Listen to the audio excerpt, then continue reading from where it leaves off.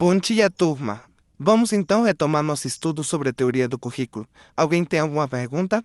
Professor, o Paulo Freire criou alguma teoria sobre o currículo? Ótima pergunta. Na verdade, Freire não criou uma teoria formal de currículo, como alguns autores fizeram. Ele não escreveu um livro só sobre esse tema, mas isso não significa que ele não tenha contribuído para o debate. E como foi que ocorreu essa contribuição?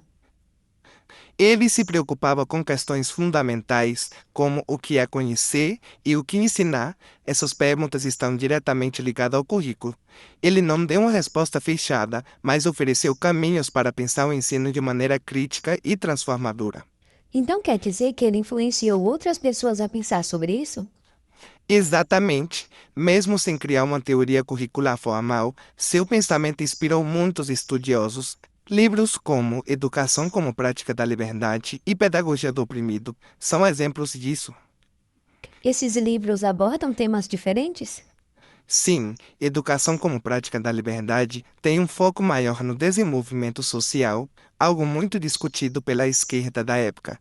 Já a Pedagogia do Oprimido traz uma proposta pedagógica mais radical e clara, e foi isso que o tornou conhecido internacionalmente.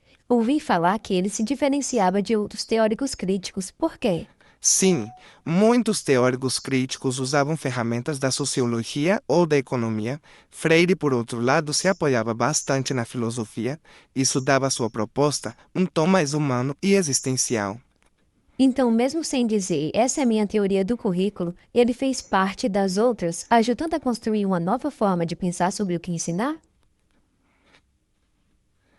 Com certeza, por isso o legado dele é tão forte até hoje. É verdade que ele analisou a sociedade brasileira e como ele fez isso? Bom, ele faz isso especialmente no começo do livro Educação como Prática da Liberdade. Ali, ele olha para a formação social do Brasil com uma perspectiva histórica e sociológica, tentando entender como as relações de poder e desigualdade moldaram nosso povo. Ele também faz isso em Pedagogia do Oprimido? Sim, mas de um jeito diferente. Nesse livro, ele trabalha com a ideia da dialética do senhor e do escravo, inspirado em Heschel e também em Marx. Ele mistura isso com outras influências, o marxismo humanista de Erich Fromm, a fenomenologia, o cristianismo e autores anticoloniais como o Franz Fanon e o Albert Memmi. Então ele não falava só de economia, né? Não. Freire olhava também para as relações humanas, para o modo como a dominação se expressa no cotidiano, no modo de pensar e agir. Isso é o que torna sua análise tão rica. O foco dele então era a educação da classe popular e de adultos, né? Sim, enquanto alguns pensadores estavam focados em escolas de países ricos, Freire olhava para a realidade dos países pobres e colonizados. Para ele, mudar a escola só faria sentido dentro de um processo maior de transformação social. Ele tinha um jeito diferente de pensar a educação na época, né? Muito diferente. Ele trazia conceitos como amor, esperança, humildade, que normalmente não aparecem em teorias educacionais. Para ele, educar era um ato profundamente humano e ético. E aquela crítica sobre a educação bancária é dele? E como funciona? Isso mesmo. Freire dizia que na educação tradicional, o professor deposita conhecimento no aluno, como se ele fosse um cofre vazio.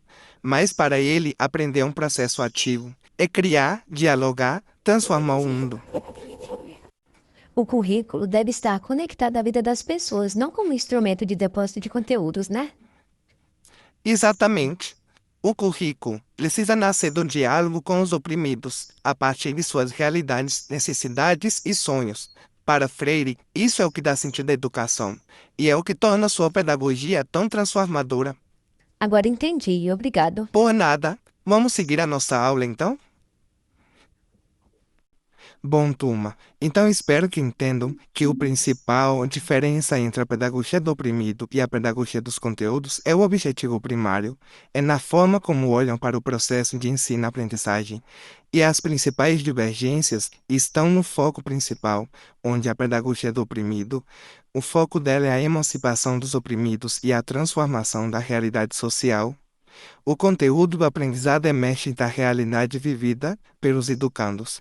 Já o da pedagogia dos conteúdos, o foco é a transmissão e apropriação crítica desses conteúdos, que eles são historicamente acumulados e significativos. O objetivo é fornecer aos alunos as ferramentas intelectuais para compreender a realidade e nela intervir de forma consciente, sempre baseado na ciência.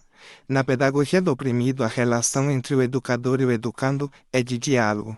O educador, ele é um mediador, um facilitador do processo de conscientização.